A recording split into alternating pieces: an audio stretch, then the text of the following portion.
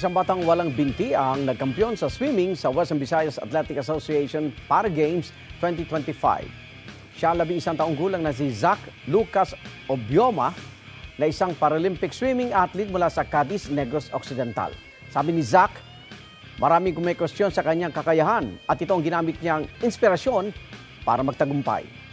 Sa kompetisyon na idinao sa Antique, nanalo siya ng ikatlong gintong medalya para sa 50-meter backstroke, freestyle at breaststroke. Igan, mauna ka sa mga balita, mag-subscribe na sa GMA Integrated News sa YouTube para sa iba't ibang ulat sa ating bansa.